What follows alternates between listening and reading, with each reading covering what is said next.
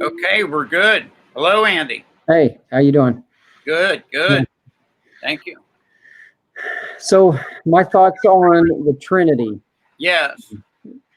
Okay, so that's one of the things that I devoted a chapter to, chapter 4 in the book, Crushing Conceptualism in Modern Christianity. I talk about our views of Christology and actually coming from a oneness Pentecostal position.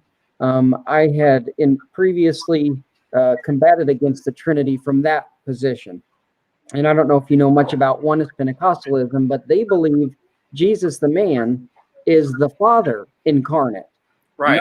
Not okay. So, coming out of that, basically, I had to see that they Trinitarians and oneness have this in common. They're both erroneous doctrines, but they both share the concept of incarnationism, and that's where all of Christianity is just misguided.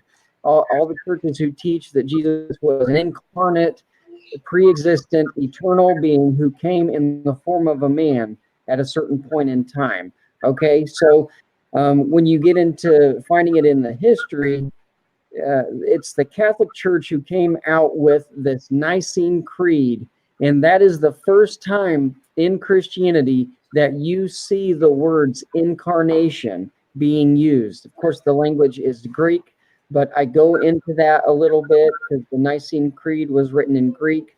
300, so. Yeah. So that's it there. That's in chapter 4. And, it talks about the history a little bit, but then it goes into a few verses, because when we're dealing with ideas that people have, you're going to be dealing with proof text. Verses are going to come to people's minds. They're like, what about this verse? What about this verse? So Yeah, I try to touch Andy, on. let me add just a little bit there, just from a social reality point of view of the times and the conditions of humanity, and to confirm what you're saying, because it was in and around that period where it was clear to a lot of people that this was becoming a significant movement that was gaining a lot of attention within 100, 200, 300 years from a lot of people. It was a massive movement, no question. A massive topic, a massive movement that had to do with a concern and a belief with which the whole world is involved, and that is the existence of God and who is God. So it's about this time that the people that are seeking to gain the attention of a movement like that would have been rising up. As we do read, there were many antichrists even when the apostles were alive, many of them. So by about 200-300 years, it's really starting to get to be where there's two sides in a battle, and the people that would like to incorporate this movement into something they can control and gain power from, gathering these people together on their side from their rightful position, was just about the time that it makes sense to me that even just socially and common sense, outside of what God would have done spiritually, in this case, this is what we have. If we have a sovereign God, God had this to happen when it did. But it's very apparent that the people that, when there's a chance to gain opportunity in the world, or to snatch up power, or to gain control of a large group of people, they're going to do it. And those people are typically the people that are the loudest, the most aggressive people who fight for their position. So it makes sense that an organized institutional group would be seeking to grab a hold of this movement and rise to the occasion and pronounce themselves as the official, correct, righteous rulers. So, and that's why they had to have a creed, was for this. Exactly. Yeah.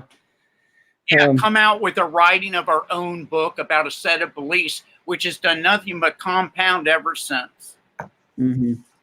Yeah, so, and I've heard a lot of even pastors over the years, when we're getting into this subject, you will say, this language was not in the vocabulary of the first century church. They didn't talk like this or have these descriptions of Christ.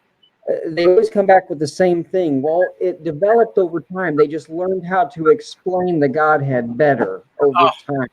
And it's like, oh, so the men who wrote the New Testament scriptures, they didn't have a good enough vocabulary or enough of a revelation? Is that the problem? You know, they call it progressive revelation. Okay. Yeah.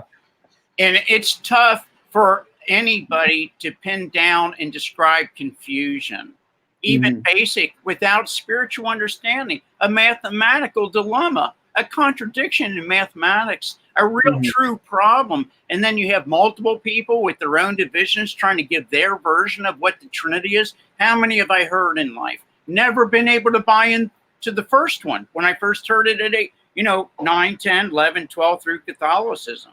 It just seemed like confusion to me. And how am I going to believe, even at that age, in something that's confusion? And I came from a family that was very honest and forthcoming, meant what they said what they meant. I had a kind of foundation that gave me the strength, I believe, that played a part to stand back and go, wait a minute, I don't know what you're talking about. And then ever since, I've just heard more and more versions, which just added to the understanding that it's confusion. And that's my personal experience to what you're saying. Go on, Andy. It's going great. Okay, so chapter 4 in the book. I don't know if I introduced the book yet on the video, but this is the book. It's Crushing Conceptualism in Modern Christianity, Exposing the Devil's Agenda Against God's Design. So this just talks about the entire agenda. That the Christology is just one topic that I was able to put in here. I actually added an appendix in the back because I didn't feel like one chapter was enough. When you open up this door, there's a lot to discuss. So there's an appendix that is probably one of the longest sections in the book for that reason. But yeah, it kind of divides a lot of those proof texts that Trinitarians and oneness Pentecostals have to defend their doctrine. And the thought comes to mind, Andy, that when this became clear for you and you tried to present it with honest and true godly intention to the leaders of the group with which you had been involved, you want to say a little bit how you were treated? Because it's quite common by many people, and people's lives have been devastated by the same kind of treatment I believe that you received. How did that go? Would you want to tell a little story on that? Yeah, I would. When I started looking into it, when I started seeing that, hey, maybe I don't have all my ducks in a row theologically speaking, when I first started questioning it, I was told by the leadership, don't look into something that we already have settled. This is already fixed. It doesn't need any tweaking. Okay, so just the fact that I was questioning it was to them a sign that I was backsliding or falling into false doctrine or strange fire. That's a phrase they like to throw out there. Anyway, so I had been writing about it for about 3 or 4 years, putting my last book together, Decoding Precepts of Oneness Theology. I had a manuscript ready to go, and I was in the process of publishing this. And one pastor said to me, he said, why don't you just send this thing out to a few of our credible ministers who can really divide it? They can look at it. They can give you a critique on it. And I don't think he really thought I would do that, because when it was published, my package came with 30 copies, and I sent all 30 copies out to different ministers in our organization with a letter, stating who I was, who my pastor is, what I really wanted us to look at something that I feel it needs to take a look at, and they all called my pastor. He told me, he said, I've had several phone calls. I think he was in panic mode because he didn't think I would do it. And that was when I noticed that it changed. And I feel like he basically took that opportunity to tell them that I was no longer a part of his church. And he told a lot of them that I was using the church name to garnish credibility. And it was just like I was abandoned at that time. And you better believe that was one of the last times that season was really the turning point. I really never returned to that church, maybe one time after that, because that's when they basically showed me what their character was like, and that they weren't on my side. They didn't want to really examine the doctrines. They wanted to shut me up. They would listen to me sometimes, but they wouldn't listen to me to understand what I had to say. They would listen to me just so that they could respond with their ammunition and bring me back to their version of the gospel. Wow. And having sent that book out to all those ministers, it's rare that somebody would question one of these divisions, list or set of doctrines and beliefs that they all have separately, and send out a book to 30 of them. It's like as though that would be a setup to have the entire wrath of the entire group come down upon you and your family. Oh, yeah. I got questioned. I got a phone call from another pastor that whose church I used to go to, and because I was friends with a lot of people there at his church, I got a phone call, and it was like a "how dare you" type phone call. He found out that I sent this book to some of my friends, and he said, "You never go past my authority. I have authority over these sheep, and I have authority over you, and you don't go around that." And because I am their voice in their life. And that's when I really started seeing that it was he is their dictator. It's not about submission. They'll say it's submission, but it's more like subjection. You subject to what the king has to say. Right. It's rulership and dictatorship over the flock. And it's a human reasoning or human rationale, an excuse they all tend to use from what I've seen, that I've got to protect my flock.